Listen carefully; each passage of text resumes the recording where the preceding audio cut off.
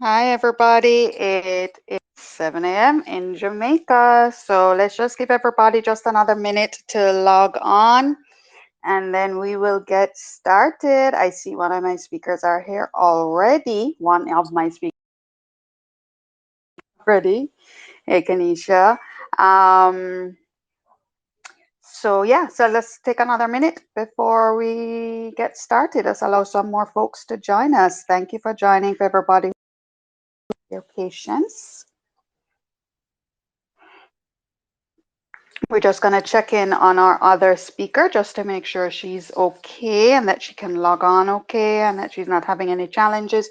Warning everybody. By the way, my name is Kerry-Ann Stimpson. I'm the Chief Marketing Officer of JMMB, and I'm here at home with kids. So if you hear any squealing in the background, it's all good. You know how we're doing life. COVID has taught us a new thing that, we can do life from wherever we are. And yeah, we can just keep it going. Thank you so much for joining. We're going to be talking about building generational wealth. Awesome topic. Although I'm going to argue that it's probably a little bit controversial. So it is what it is. A lot of folks are curious. A lot of us have not come from a position of generational wealth. A lot of us are actually just now starting to think about building generational wealth for our children and the future generations, our children's children.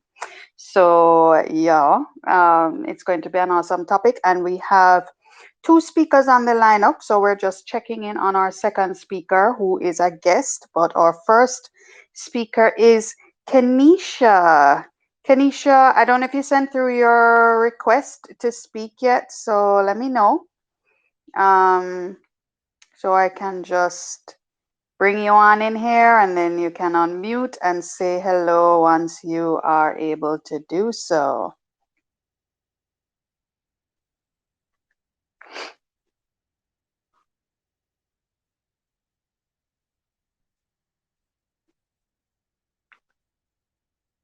Okay.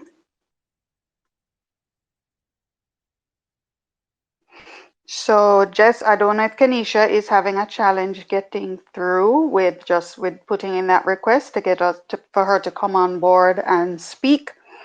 But maybe we could just help out Kenisha a little bit, just to check in to make sure. Because I know one time I tried to join as a speaker on one of these things and it just did not happen. So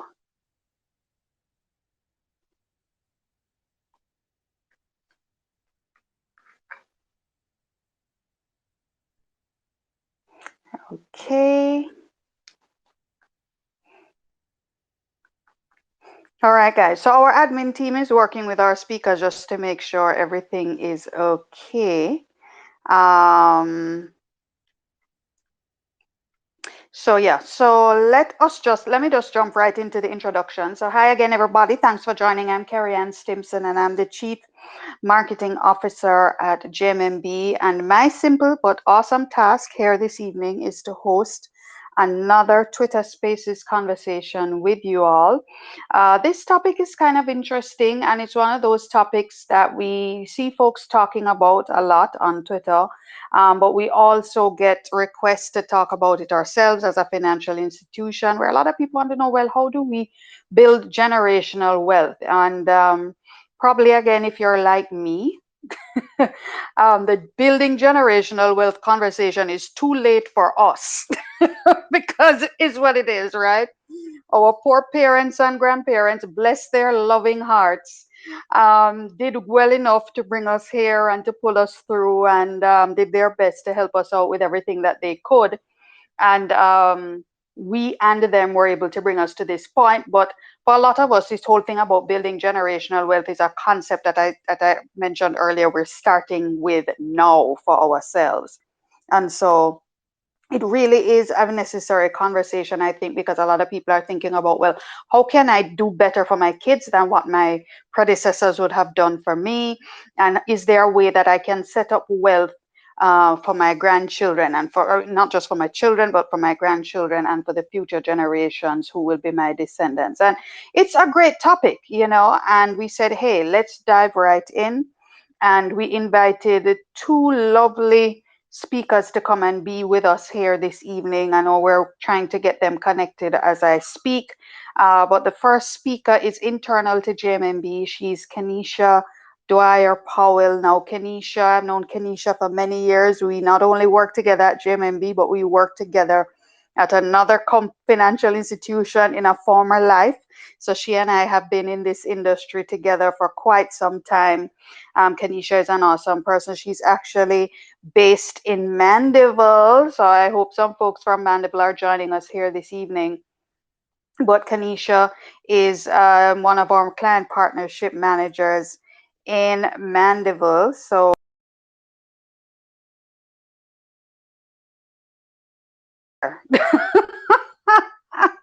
I don't know what happened there. I don't know if I was kicked out or what. But let me just, I see a request coming in here. Here we go. Here's Kenny. Hey, Kenny. Hey, Kenisha. Nice. I'm How are you so doing, happy. my darling? I am doing great. Had a little bit of technical challenges, but thanks to Jessica, we got sorted out. I am happy to be Girl, here.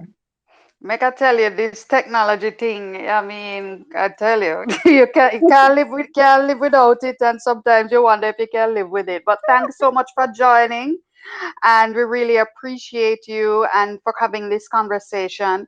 Yeah, so Kenisha is a client partnership manager with JMMB in our Mandeville location. Welcome, Kenny. As I was saying to everybody, you and I have known each other for many, many years. We're not going to give away our age, right? But um, but we've been in this industry for a very long time. I know you have advised probably by now thousands and thousands of people on their financial lives and futures and struggles and realities. So you're coming to us with a wealth of knowledge, and we appreciate that. Our second speaker, we're having a challenge getting through to her. Um, but I think she may be joining us shortly. And I mean, if anything, I'll just wait for the request to come through. I think this is her. I think she probably just joined in. So Michelle, if you can send through your request. Um, but she also should have some awesome nuggets to share. Michelle Chong is the CEO of Honeybun. And well, first of all, my house is a honey bun house. My children love honey bun products of most types. And as a member of the financial industry as well, when I go to the Jamaica Stock Exchange Best Practices Awards, I mean, honey bun cleans up with the awards almost every year for the last few years. They are an awesome story. So I see her request coming in. So here she is. Hi, Michelle. Hello, this is Hi, Michelle. hi, Michelle. This is Kerry-Ann Stimpson, JMMB. How are you? Welcome. All new to this Twitter. Oh, my girl, don't worry about it. A lot of us are still trying to figure it out, but we're still grateful to have you here with us. Welcome. Thank you. Thank you very, very much for inviting me. Oh, thank you for joining. And I was just sharing with everybody that in addition to Honeybun just really making some awesome products, and I was saying, my children love Honeybun, and Yes, and I heard that part. right, it's a honey bun house. But I say how every year you guys clean up at the best practices awards of the Jamaica Stock Exchange. So I'm sure among other things you have some very happy shareholders. And Yes. so you have and just your whole family story. I think you have so much to share and teach other people. And we're just happy that you're here with us this evening. So ladies, Thank you. let us get started. So I'm just gonna ask. So we have two speakers here, guys. Kenisha from JMMB and Michelle, CEO of Honeybun. And we're just going to get into the topic, building generational wealth. I have the questions here lined up. And ladies, whenever you're not speaking, if you could mute your microphone. As I say to people, we're doing live here while we do these spaces. I have kids screaming in the background, and probably you do too. So, it is what it is. So let's keep the microphones muted if we're not speaking so everybody can hear clearly. And we are just going to jump right into it. So Kenisha was saying earlier, that this thing about building generational wealth, I think is a conversation that's picking up steam in our local context. For a lot of us, probably for the majority of Jamaicans, it's probably only with us, i.e., our generation, we'd be in a position to start having the conversation about generational wealth, because God bless for a lot of us, our parents and grandparents, they just were able to do enough just to get us to this point. But a lot of us have been better empowered with knowledge, information, access to resources to be able to start the process of building generational wealth for our children and the future generations after them. So you're a financial advisor, Kenisha. You've spoken to hundreds, if not thousands, of clients over the course of your career. And when we want to talk about starting the process of building wealth, for a future generation, setting them up for success, in your view, Kenisha, what are the top 3 pointers that persons need to do to get started on this path of building generational wealth? Great question. Thank you, Kerry-Ann. And I'm excited again to be here. Good night to our listeners. I'm really hoping that we're going to have a great time discussing this topic. Now, I always like to encourage and work with clients to ensure that they know their objectives. That's the first thing. So, in this case, the question that you pose, I'm assuming that we already know that our objective is to create or build wealth. So, these are the 3 things that I believe you must start with. First, you need to be earning enough to cover your needs and have some left over for savings. You cannot create wealth with debt. And if you're not earning enough to take care of yourself, no, you will not have anything to put aside. So earn enough, have a little left over, your savings. Once you have done that, we need to go on the cutting side. We need to reduce or manage our spending with one objective so that we can maximize our savings. Later on, you're going to see how important that is, because the magic happens right here in step 3. And that is, you would have been saving your funds. Now it's time to invest those monies in different asset classes so that you're properly diversified, because this money is for the long haul. You're going to be building wealth. So you want to ensure that it is placed, it is invested exactly where it needs to be in order to grow. So those are the 3 things I would say, Kerry-Ann.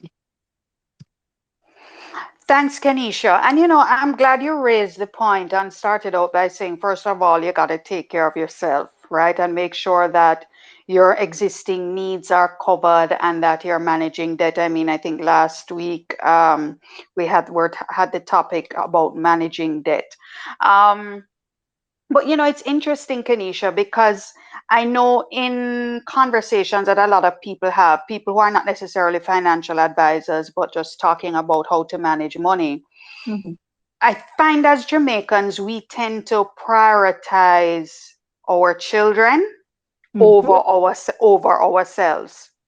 And I remember I was at a JMMB function, and we asked the question, well, if you were to prioritize your 2 future financial goals, whether it was investing and saving towards your children's education or investing and saving towards retirement, which one is more important? And a lot of people put in educating their children as more important than investing and saving towards their own retirement. And we know as financial advisors, while there are loans and scholarships for university for your children, there are no loans and scholarships for retirement, right? And so a lot of people neglect planning for retirement to sacrifice to put their children perhaps through tertiary education and so on. So I'm glad you raised the point. Do you have a comment about that in terms of the types of conversations? I mean, how does retirement factor into the discussion when you talk about building wealth, even before you start talking about preparing for the future generation and building wealth for them to inherit? Excellent, Kerry. So I'm going to answer you by painting a quick scenario. And I must give a disclaimer here. Not every child or all your children will be that way. But how many of us know that one lady in the country, she's a single mother. She don't have it. She pour everything into this boy. Him go school, him do well. And then he got the job, he turned something great, and he never looked back. Now she is 50 something, 60 something, almost begging on the road. Hurricane just come, roof blow off, she has no help. The last 20 years, she invested all this money in her son. It's good to invest in your children. I believe that I have too. However, you have to also remember that your children are not your retirement fund. You have to plan for yourself. You have to build that nest egg because later on in life, who knows, when it's time for them to take care of you, they will have their own financial burdens. They will have their own needs. So you have to create from now that money that will take care of you. Additionally, you're teaching your children now, and you're hoping that this will pass to the next generation. So you don't want to be teaching them that you don't save for the future, you don't invest for the future. You have to be able to separate the two. So you mentioned before, yes, we know there are student loans. Yes, we know that there are other facilities that will assist. Of course, when we can chip in and jump in and assist, we're going to. But you have to remember that you're a separate person from your child or your children, and you still need to plan for your future. Or else, you're just going to be a big burden at some point, especially if your child or your children, they don't turn out to be that great success you envisioned. So it's very important. Very, very important, Kenny. And I mean, as you rightly said, not all children are that way. You know, we would hope that more children are very willing to take care of aging parents. But the reality is there are a lot of children who are willing, but not able. Let's just keep it real. They will have Right. their own responsibilities, their own children to care for, and what they have left to care for aging parents is not going to be enough when you think of the costs associated with aging, such as increased medical bills, caregiving, and so on. So, yeah, it's really very, very important to put yourself first in the conversation, particularly as it pertains to saving and investing towards your retirement, your latter years, before you even start to think about what you're going to put aside for the children, because children may be either unwilling, unable, either able but unwilling, or willing but unable. And the point is, there are scholarships, and as I say, there are no scholarships and loans for retirement. Okay. So awesome, awesome point. Thank you so much, Kenisha. Michelle, thank you for your patience. Again, we're so happy to have you here. We want to turn the spotlight now to your particular story because that's the reason why you're part of this conversation. Because as a stockbroker, we look on at the success that Honeybun has enjoyed, and certainly your family and what it has been able to accomplish with that awesome, awesome business, now publicly listed for these years. It's just an awesome story. And we'd love to understand, Michelle, and get some nuggets from your particular journey about what of establishing the successful family business and building generational wealth. So can you say what was, perhaps give us a clue into the thinking, that was there when the business started? I mean, did you guys set out on saying, hey, we want to build generational wealth when we established Honeybond those years ago? What was the thought process there, Michelle? That definitely was not how it worked. I love that. We were young, my husband and I. We met in Canada. We came back to Jamaica. He had a food business in Canada. So the natural thing, of course, is just first of all to find a job. And while I found a job in teaching, he bought a business in Jamaica. He bought Honey Bun. And then he says, okay, baby, let's do this. Let's build this business. And there was nothing like forward thinking, generational wealth. None of those thoughts were there. It just organically became a part of you. I think when you have children, then you begin to think about the future of your children, and all sorts of other things start to trip in once you have children. Awesome, awesome. So you it kind of just stumbled in, I guess. And I mean, can you Yes. share with us now? Well, I obviously I've never met you, so I don't know your personal details. I mean, how have you? How old are your children, and are they part of the business if they're that old? Because I don't want to age Yes. you.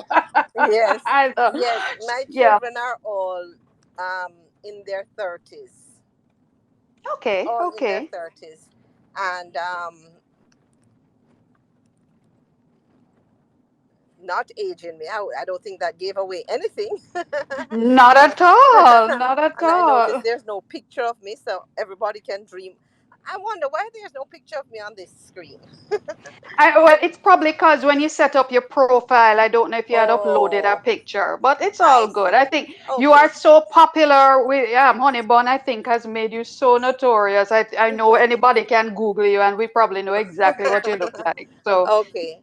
Yeah. So we went into the business, and two of my children are currently working in the business. My oldest son is the operational manager. He studied engineering, and another son is also working in the business, and he's sales and distribution manager, and he studied business. And my daughter worked in the business, Crystal Chong, some years ago, but she's now migrated and she did marketing. So I'm so blessed that the three of them had different areas of specialty, right? But Daniel and yes. Dustin, my two sons, are still in the business. Awesome, awesome.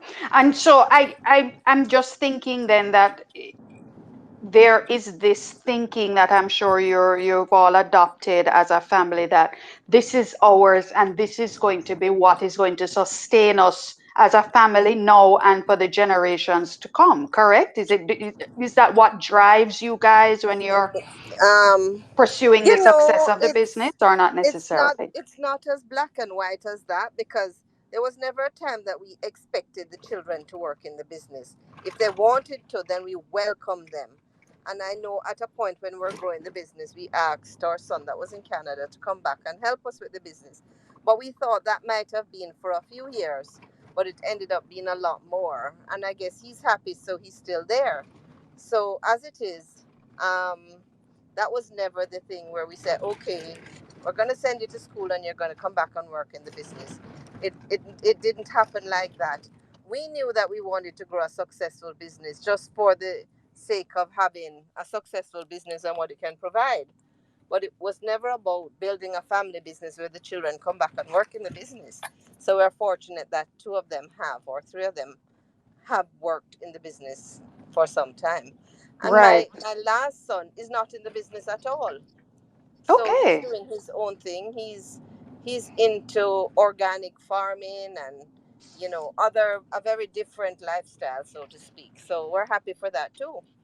Awesome, awesome. So everybody gets so certainly everybody had a choice. At one point you Yes. said you would have reached out to your oldest to come but it was never an expectation.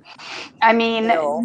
know that you're here, where do you see what role do you see the business playing as part of your legacy as a family? I mean, is this something you want to continue to be in, or is there that emotional attachment to it, or are you just continuing to just kind of be fluid with it? It sounds like, and saying, hey, this is just something we love, and as a family, we're building together. Those who want to join us, let join us, and if not, then that's okay.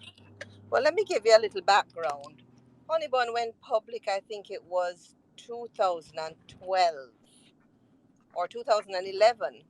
Okay. So when we went public, one of the reasons, there were a lot of reasons, but certainly one of them was also about how to manage the children in the business, because, we wanted to do it corporate. We didn't want to have it be uh, a liquor shop where the children can help out. We wanted to do corporate. We wanted to be as big as any other business, and to grow that business. So we recognized that we needed to formalize the structure in the business so that the children aren't just family members in the business and they have some special treatment or special benefits. We wanted to be corporate, so we went public for that reason. So it would be the board of directors who would determine who would be the successor, who would take over this post, and you know, it would be very structured. So we were going for structure more than we were planning on family business. We were just looking at Wow. corporate structure. And it so happened that two of them are in the business, two of them are very bright, two of them work very hard, and they are in different areas of the business. So at any time, maybe we could split the business. They could give up their jobs and we hire somebody else. They could be a successor, or the board may decide that there should be another successor. So it was more about running a corporate business than it was about necessarily running a family business. As it works out, it is a family business because they're in the business. My husband is in the business. I'm in the business. So it's very much a family business. And the business has a culture of a family feel in there anyway, no matter how public we get. The staff feel a part of a family. There's just a feeling in there about being a part. Some of them call themselves last name Chong. So, it is a family business. Well, that's great to share because I know that sometimes when people think about a family business, they think, we want to keep this closed to ourselves. Nobody must know what's happening. But what you've done is by making it public, as you said, not only was the benefit to put in these awesome structures in place for the management and operation of it, I guess. And as I said, you guys are doing so awesomely well at that, as exhibited by all the awards you've won with through the Jamaica Stock Exchange best practices. But what you're also doing is you're creating greater transparency and accountability. And as you said, the children, the future generations beyond you, are benefiting from that structure as well.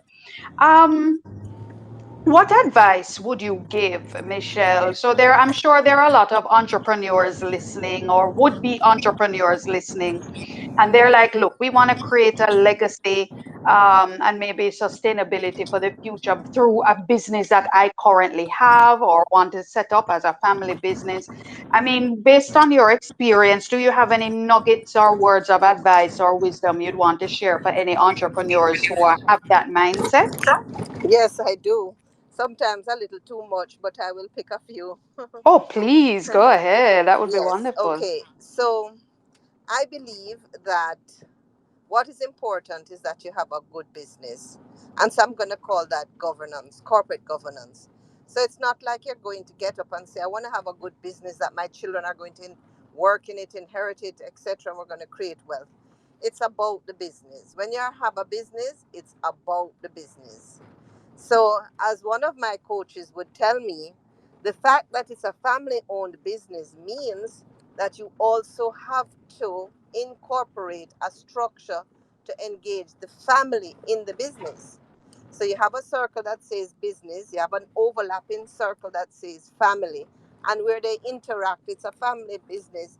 And one of the greatest nuggets I would share is that through one of my coaches, Dr. Lawrence Nicholson from the Mona School of Business, he said to me one day when we met years ago, "Do you have a family council?" And I was like, what's that?"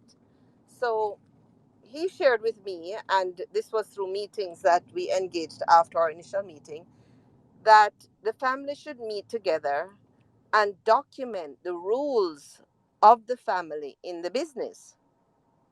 So I was Mm. like, yes, really? So we did start off that. We got a template and we started to create some rules through some meetings. It was very interesting because at the time, some of the children were still in high school.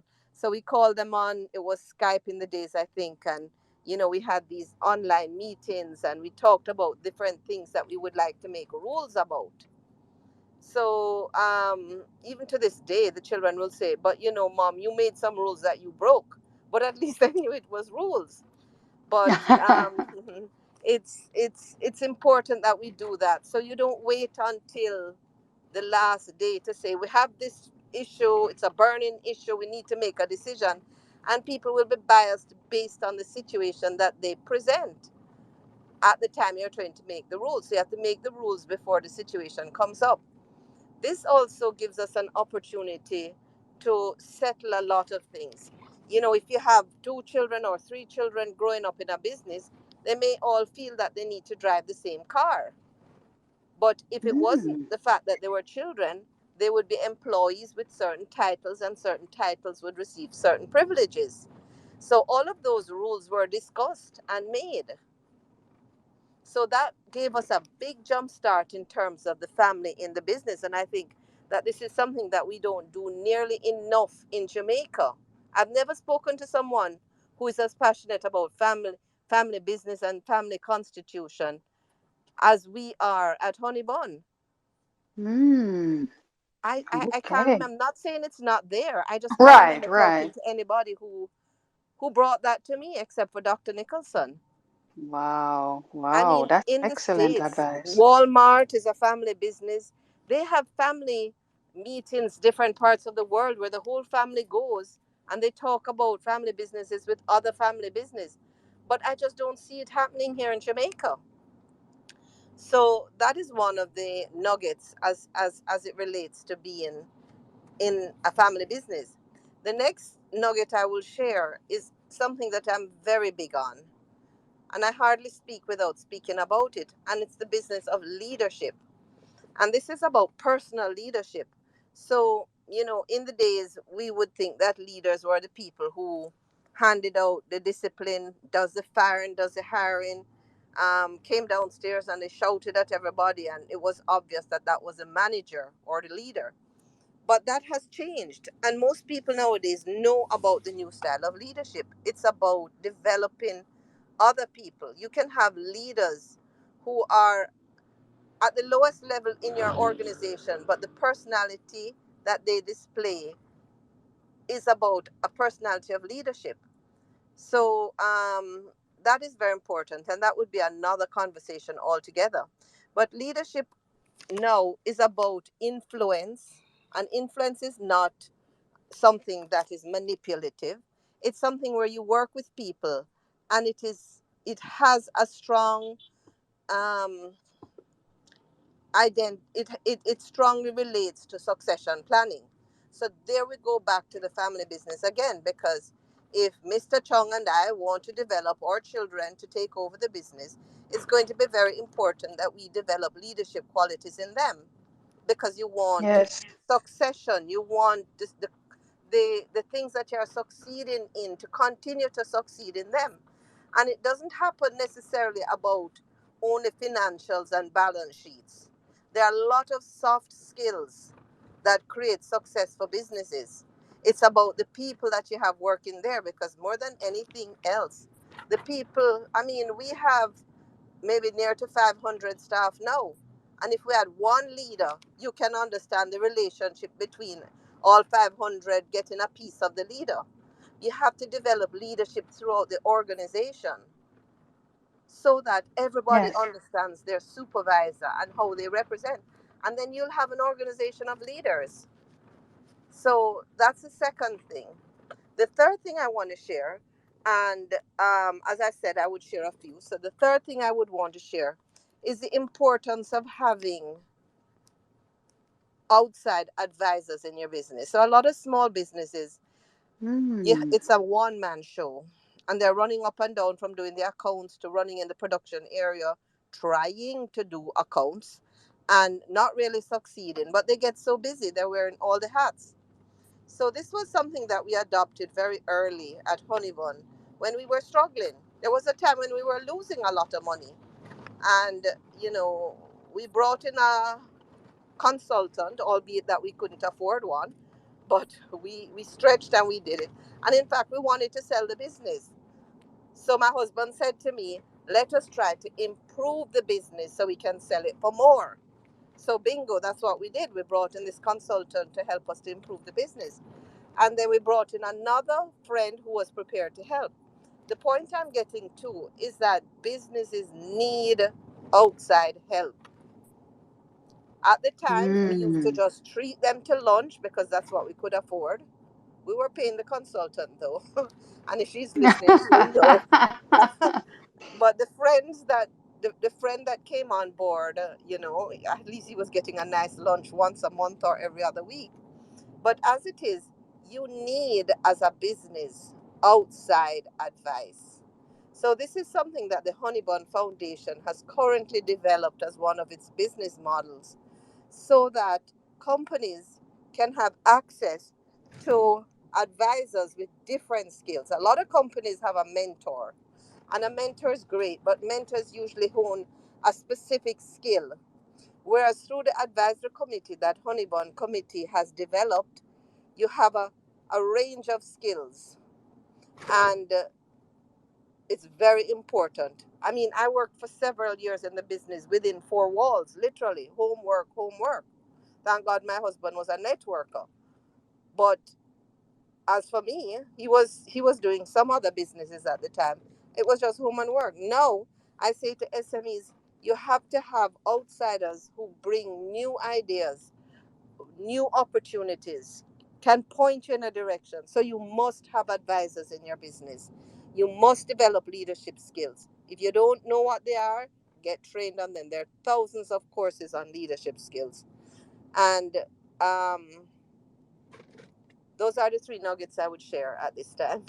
Awesome. No, let me tell you, more than nuggets, they're like a pound of awesome gold. I mean, I think one of the big takeaways that I'm getting from you, Michelle, and I think it's a great lesson for anyone listening, whether you're an entrepreneur, yes, running a business, or if you are just an individual who is employed and managing their own personal portfolio of assets and investments, is that you don't have all the answers. Don't expect to have all the answers. It's okay not to have all the answers, and it's okay, therefore, to go out and look for help. Get the help where it may be found to bring in the expertise that you need to be able to make the decisions that you need to make and to solve the problems that need to be solved, is what I'm picking Absolutely. up. And Absolutely. yeah, you don't have all the answers. And I think sometimes too, as even as entrepreneurs and again as individuals, it's like, well, it's my business and I know what's best and it's my dream and it's my family. And you don't Yes. want anybody to offer even a word of advice, Yeah, because that's you right. think you have it. And that's really not the best way to go, because acknowledge that you don't have all the information and it's okay to bring it. And as I said, Honeybun is a great example of, again, making itself publicly listed, which opens up the lens, the magnifying glass, as it were, in terms of Yes. transparency and accountability, but still doing awesomely well, and the family continues to benefit just the same. I think it's a More. wonderful, wonderful story. Yeah, more so. I love that. I love that. Yeah, much more. Absolutely wonderful. I mean, And what do you? Oh, go ahead, sorry, Michelle. and the other thing is you have to remember how much these children are learning. Suppose Yes, when that I was was going to in be my my next question. when I was 20 in a board meeting, I mean, when would that ever happen? So these Yes, children yes, at 20, now they're 30, they're having exposure to dealings, transactions. I mean, yes, yes. overwhelming. Wonderful. It's wonderful. I'm sure the children are benefiting immensely. Yes. Kenisha, I want to hop over to Kenisha. Michelle, I'm gonna give your throat a little break there. Okay. Thank you so much. Yes, okay. Gonna hop over back to Kenisha. Kenisha, thank you so much for being patient. I mean, Michelle has really been giving us some awesome insights into their story. Um, Kenisha, I know certainly one of the things when we talk about generational wealth is not just about leaving money behind, Mhm. or leaving wealth behind. It's also about knowledge, right? And I think for those families who have done very, very well at this whole thing of building generational wealth, it's about the knowledge. It's about what they know about not only running a business, if that's what they do, but it's also about the information that they have and know and are prepared to share with their children. I mean, what, in your view, what can you share in terms of the importance of teaching your children financial management as part of the whole process of building generational wealth from your experience? Thank you, Kerry-Ann. Let me just jump on what Michelle said to answer my question. So Michelle spoke about getting outside help, the knowledge that really does not rest within you or your firm. You get to see things from a totally new perspective that actually helps. When we're creating generational wealth, the same principle applies. We want to be able to connect with persons who can help us to develop those strategies, use their skills and expertise in order to help you in pursuing your goals and dreams. Firstly, Kerry-Ann, if you do not know what you're doing, then you're just going to end up doing something and then one day you end up with nothing. What do I mean by that? Say, for example, here at JMMB, the time that it would take if I did not work here at JMMB and still I don't have all the expertise, let's say, like a fund manager who is specially trained to deal with the different funds and assets that he manages. So, whilst I will give financial advice and I have a certain depth of knowledge, it doesn't go close to what persons who have that expertise have. So you must have information in order to make decisions. Now, what kind of information are we talking about? We're talking about markets. You need to know what happens in the different markets. And by markets here, I'm going to lighten it onto what we said earlier about asset classes, Michelle. That's just the different kinds of investments. You're investing in either cash or its equivalent. Bonds are another, bonds, that is another asset class. You have real estate and you have equities or stocks. Now you need to be aware of what those are. You need to know the and this is not about timing the market. We never Right. encourage time in the market at all. But let's say, for example, the US dollar tends to the Jamaican dollar tends to appreciate against the US at a certain point in the year. If you're somebody who has a long term view and you're investing in US dollar, that might be an opportunity for you to buy some US at that time. So you have to know how markets work. You have to know, like, now we're in a high interest rate space when rates are going up on your fixed income securities, your repos, your CDs, etc. What is happening with the other types of investments? Does it mean that it's not a good time to buy stocks? Does it mean that it's a good time to buy stocks? You have to think about things like those. Again, you're creating generational wealth. So it's not a fly by night thing. You're invested in January and expect to get it in December. So when you hear conversations and you hear persons talking about, okay, I'm going to invest in stocks, but I want to buy blue chip companies. If you're not careful, you might just go out there and look for a company that has blue chips. Now that was a side joke, but the fact is you have to know the fundamentals. You have to know how to manage money. And financial education helps you with that. Now, Kerry and I have two examples. I'm not going to go into how these monies were made, but we can make certain assumptions. So there are Okay. two families, there are two families that I love to follow. I love to watch history, how people made their money, how they're doing today. When I think about the Vanderbilt family in the States, I came across a very interesting fact. When the father passed all the way in 1877, he left $105 million. We're talking US now. And of that, he gave 95% to his son and his grandsons. Now, they did well with that money for the first 10 years, multiplied it, etc. But in 1973, when they went to the Vanderbilt University to collect an award, they were broke. I look at another family, Walt Disney. How many years later, his wealth, the wealth that he created, his family is still benefiting from. So we could make certain assumptions that, what was the financial education? Were they skilled on how to continue to grow the money? What to do when things change? What do you do? Do you just go and pull out all your monies? And another thing, many times we invest, right? And you will hear someone say, me not want to buy no stock. Me going to lose my money. I don't want to buy any stocks. I'm going to lose my money when the market changes. Sometimes I say to those very same persons, do you know what your pension is invested in? And when they come to the realization that when your employer takes your pension, they're not really going to come and ask you, Kerry-Ann, you want me to invest it in cash or real estate? They're thinking of your retirement. So they are making the decisions for you to be able to have funds at retirement. So when you get that financial education, it opens your mind's eyes, your horizon changes. The level of education that you have now allows you to accept that, I'm going to buy some stocks. It's likely that the value may change, but I'm not going to be too worried because I have some in fixed income market right here. I have some in real estate. So they complement each other. So the education helps you to make more informed decisions, and that will help you to grow your wealth for generations to come.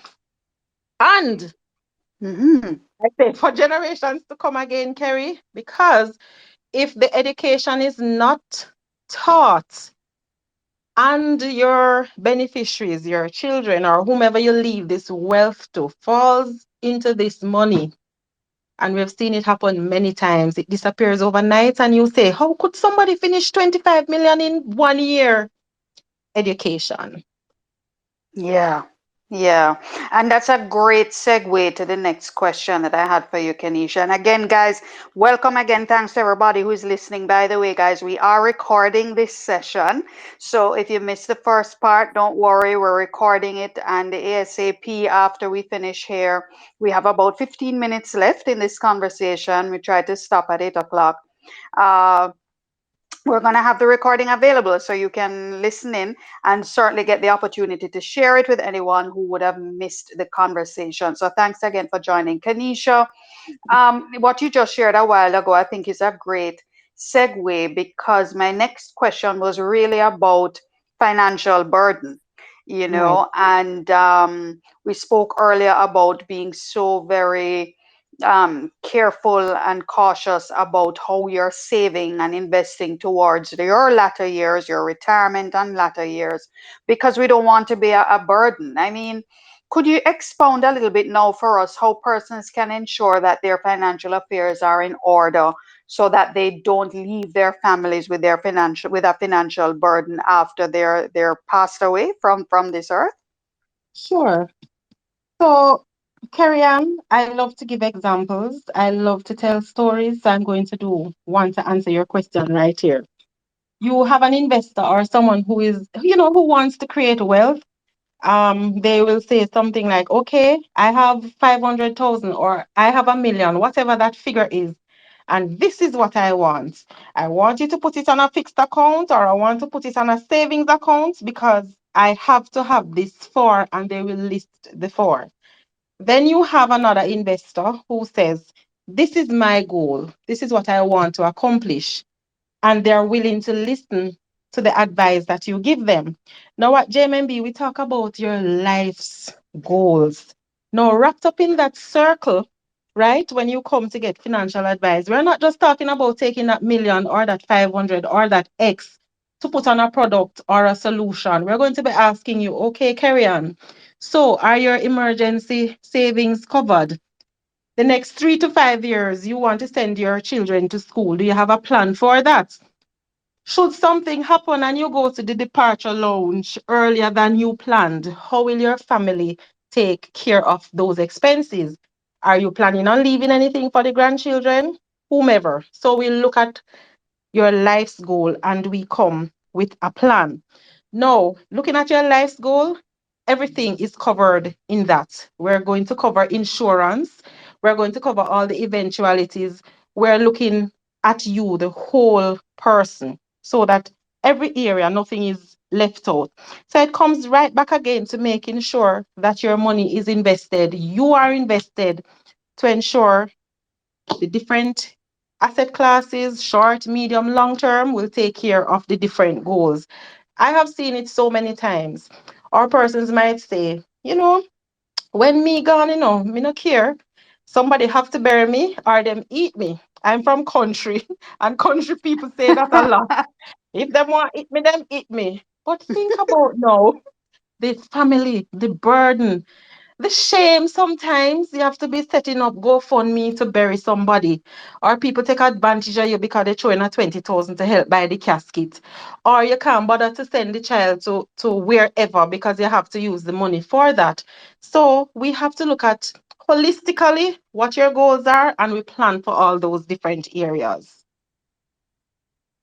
Love that, Kenisha. And I mean, When we talk about making sure that everything is in order, I'm glad you raised insurance as well, another awesome opportunity. And then there are different kinds of insurance. I know we like to talk about our family indemnity plan, where literally for a few $100s a month, people are able to get monies that go towards burial. You spoke about those high final costs.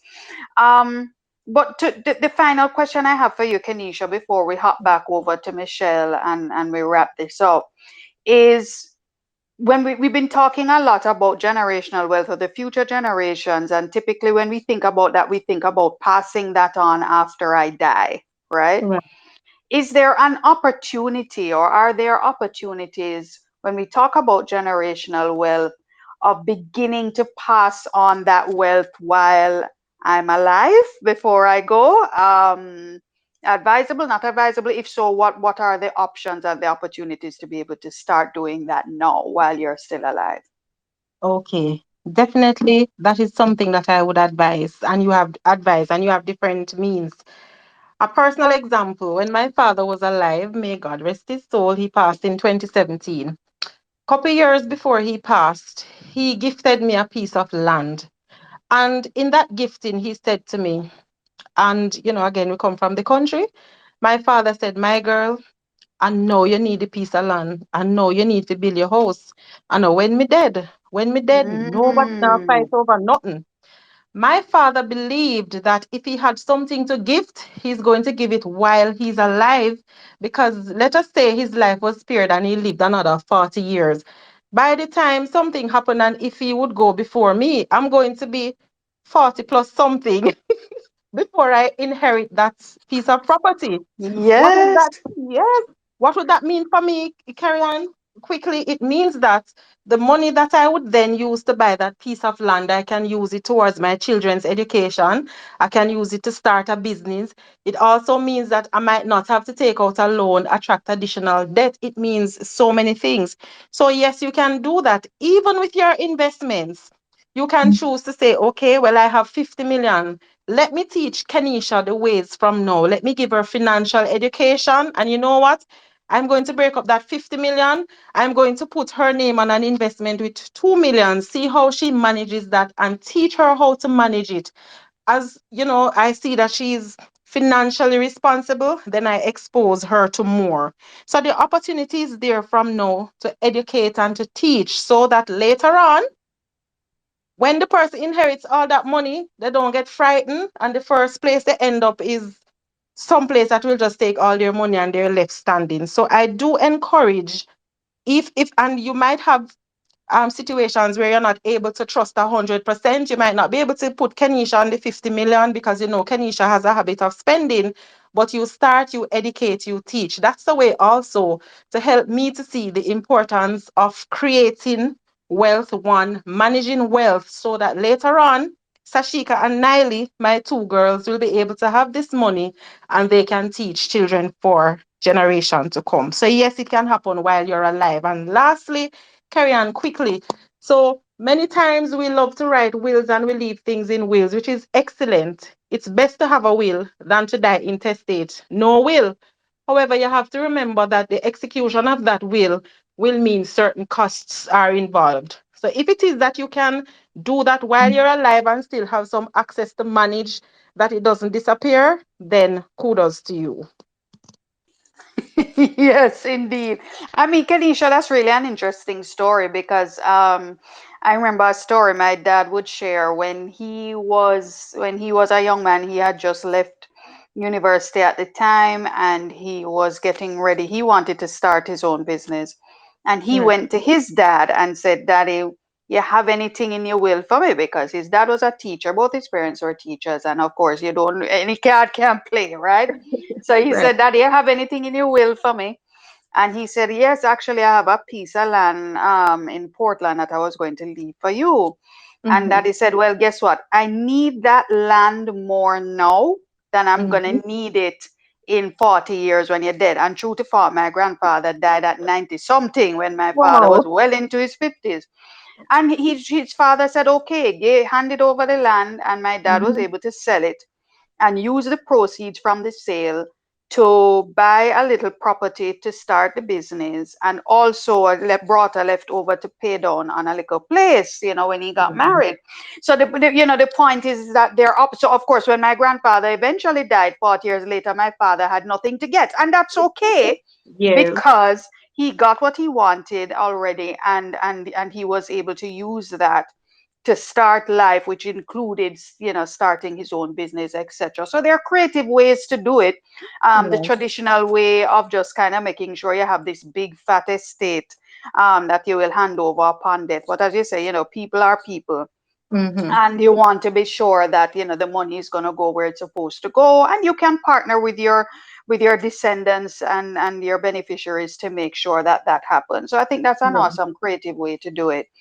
We are just about to wrap, and I want to jump back to Michelle, because Michelle, again, Honey Bun is doing awesome, awesome things. I know we have some shareholders on this spaces who are very happy.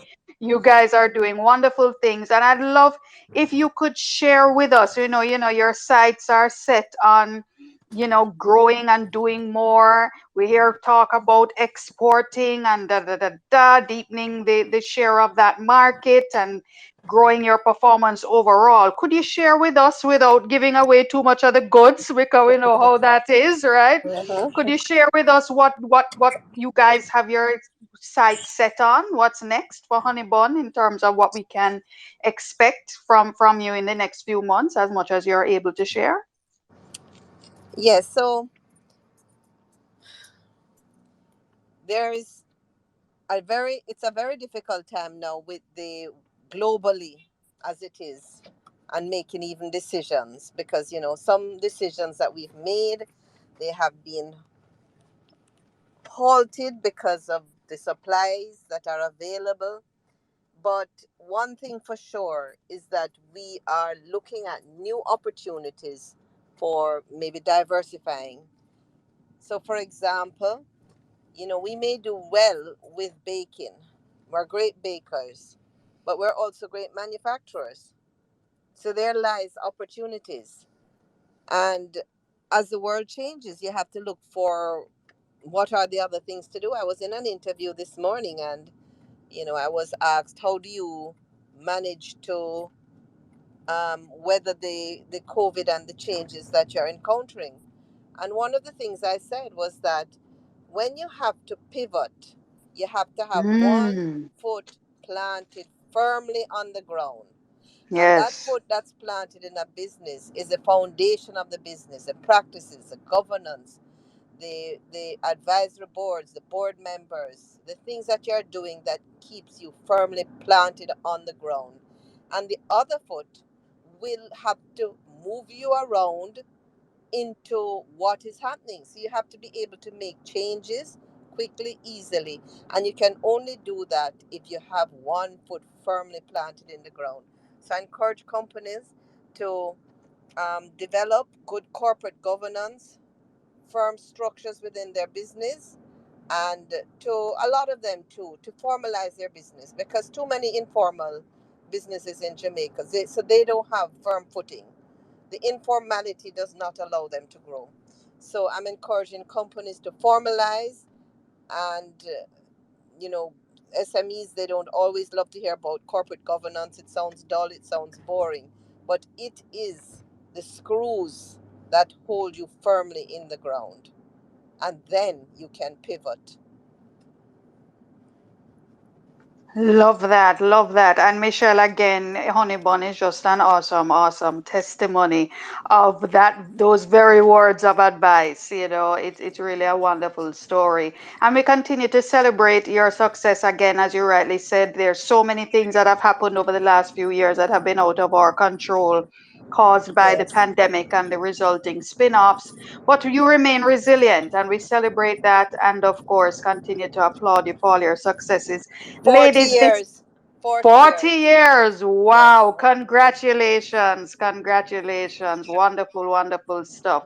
Ladies, it has been a wonderful discussion. Thank you so very much, Miss Kenny. Thank you very much. We haven't seen each other in so long. And the baby must be all married by now and by house and car. I haven't seen I you in so know. long. But it's been wonderful, ladies. Thank you for your time. Thank you for your expertise. And of course, thank you to our wonderful listeners who joined us here this evening. Again, guys, this session is recorded. We're going to make it available shortly after and on YouTube as well, a little bit further down the pipe. Feel free to listen in, share it, get the nuggets, and pass the nuggets along. Building generational wealth. This has been an awesome discussion, and thanks to my marketing team who worked so hard in the back to make this happen as always. So have a great evening, everybody, and please continue to stay safe. Thank you, folks. Have a Thank good you. one. Thank you. Good night. Night, Thank you, night. everyone.